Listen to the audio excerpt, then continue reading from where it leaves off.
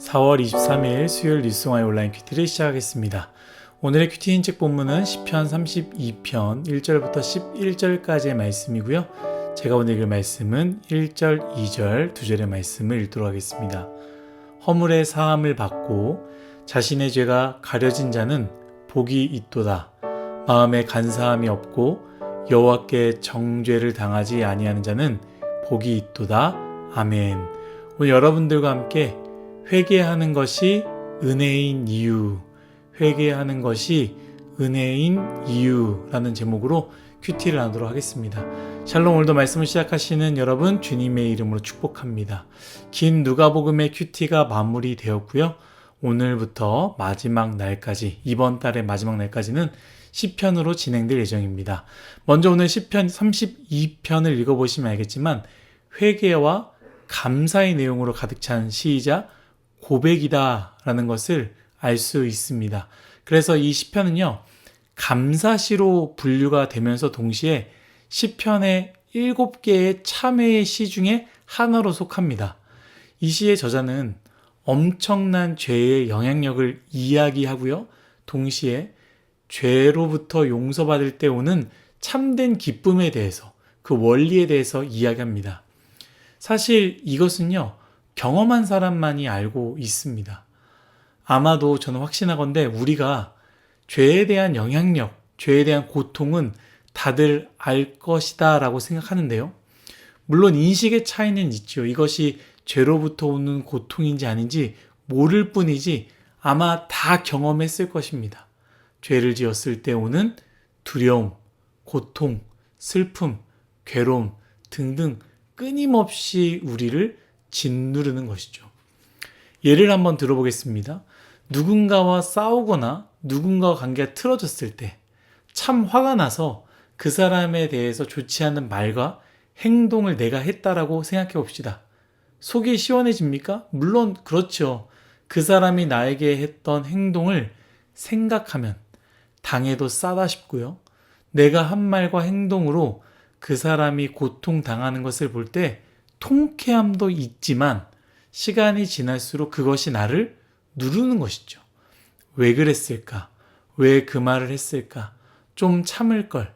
왜인지 모르겠지만 마음속에 불편함과 어려움이 있는 것이죠.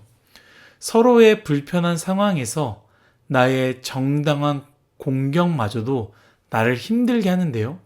혹시 그 사람이 아무것도 하지 않았지만 그저 나의 탐욕과 이기심과 시기심으로 누군가를 힘들게 할 때는 우리의 마음이 어떠하겠습니까?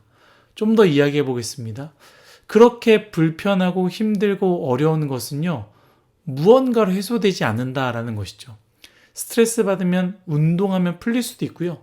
잡다한 생각이 많을 때 산과 바다에 가서 좋은 자연 속에 나아가 길을 걷다 보면 정리도 되지만 나의 악한 행동과 말로 인해서 누군가가 고통받았다라는 사실은요, 운동으로도 혹은 좋은 자연 속에서도 해결이 되지 않는 것이죠.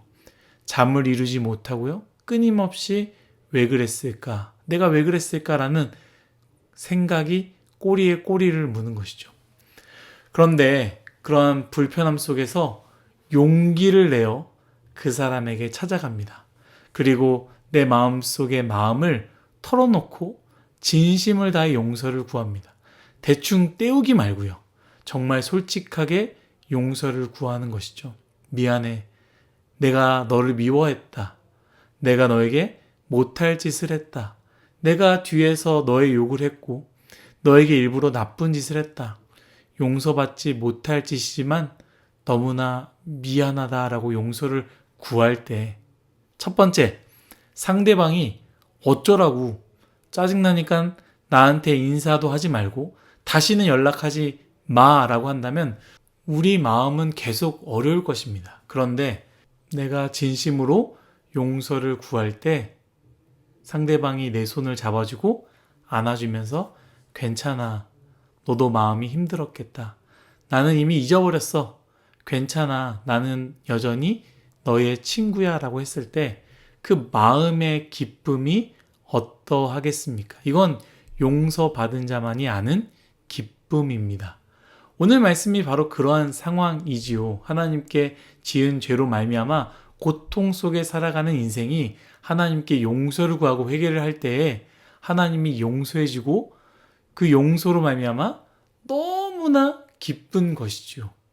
사랑하는 율송아 여러분, 오늘의 시편의 저자와 같이 하나님께 죄를 자복하고 회개함으로 용서함을 받는, 그리하여 기쁨이 가득 찬 우리의 인생이 되기를 예수님의 이름으로 축복합니다.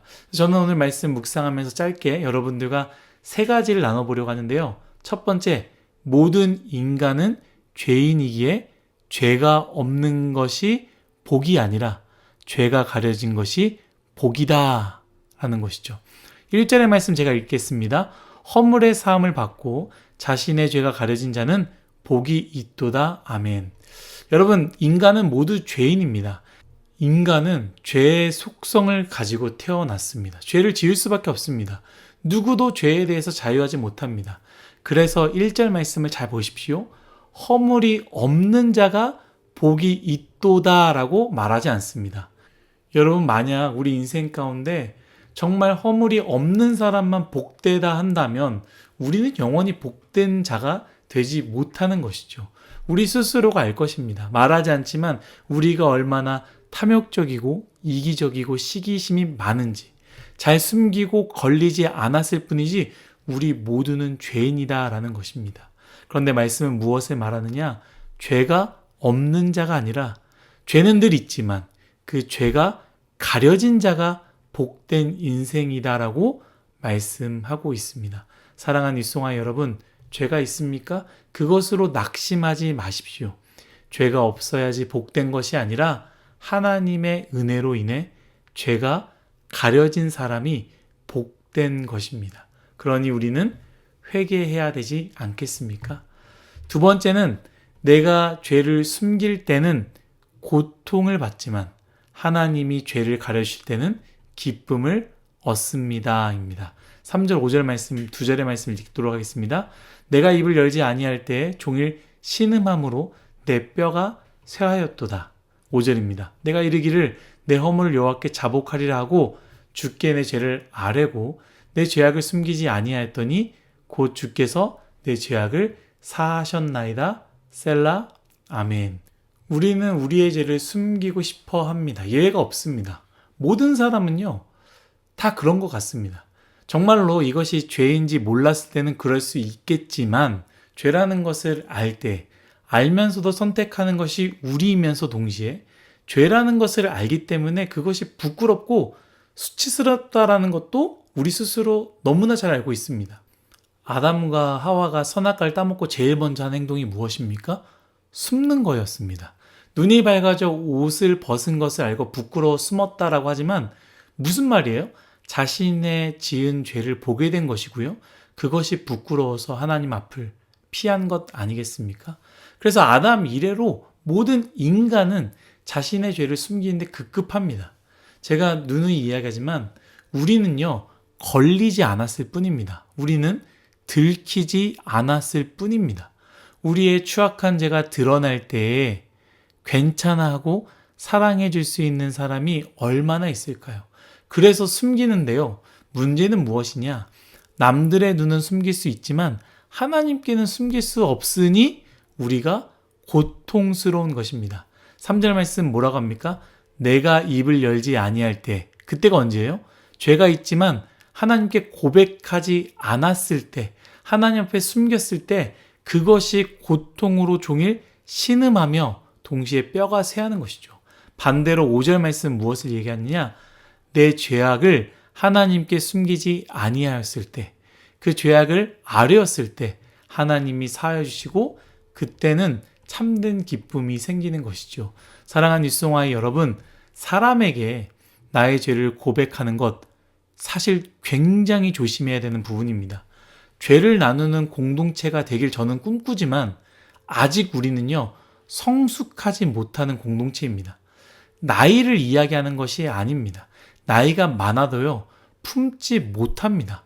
다른 사람의 죄를 막 얘기하면 안아줄 것 같지만 그 죄로 인해서 불편해지고 또 그 죄가 생각나서 그 사람 보기 싫어지고 또 그 죄를 자기만 아는 것이 아니라 다른 사람들에게 이야기하게 돼서 퍼지게 되는 그런 어려움도 많이 생기게 되는 것이죠.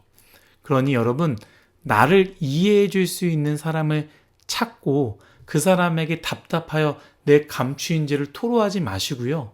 먼저 하나님께 죄를 드러내시고 고백하는, 그리하여 하나님께 가리움을 받는 우리 모두가 되기를 예수님의 이름으로 축복합니다. 마지막입니다. 세 번째, 회개하는 것이 은혜인 이유입니다. 제가 묵상하면서 했던 결론인데요. 말씀을 읽어본 것처럼 회개하면 가리움을 받습니다. 용서를 받지요. 기쁨이 찾아옵니다. 그런데 잘 보십시오. 회개하기 위해서 무엇을 해야 됩니까? 40일 금식 기도해야 된다라고 말하지 않습니다. 목이 쉬어 터지도록 기도하라고 말하지도 않습니다. 나무를 뽑으라고 말하지도 않습니다. 산에 가라고 하지도 않습니다. 너무나 간단해요. 진심으로 다해 하나님께 고백하며 그렇게 살지 않겠다고 다짐하며 발버둥 치면 그것으로 되는 것입니다. 그런데 문제는 무엇이냐? 그렇게 하는 것이 너무 어렵다라는 거예요. 그것을 못한다라는 것이 문제예요. 너무 쉬운데 너무 어려운 것이죠. 의사가 더 이상 당을 조절하지 않으면, 음식을 줄이지 않으면 당신은 시력을 잃습니다라는 말을 들으면 안 먹으면 되는 것 아니겠습니까?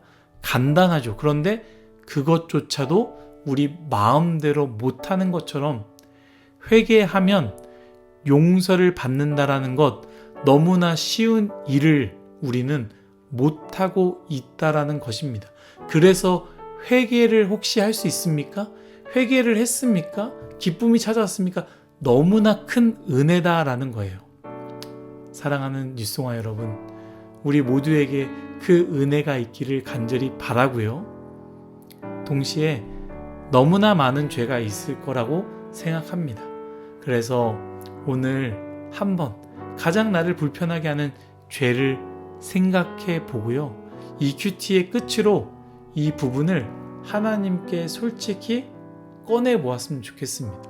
하나님, 저는 이러이러한 죄가 있습니다. 너무나 어렵습니다. 너무나 힘듭니다. 이렇게 하나님께 고백하고 하나님께 용서를 구하는 저와 여러분 모두가 되시기를 예수님의 이름으로 축복합니다. 다 같이 기도하겠습니다. 하나님, 하나님께 용서를 구하면 하나님께서 용서해 주시고 또 그 용서로 인해서 큰 기쁨을 주신다라는 것 말씀으로 우리에게 알려주셨음에도 불구하고 우리는 회개하는 것이 참 어렵습니다.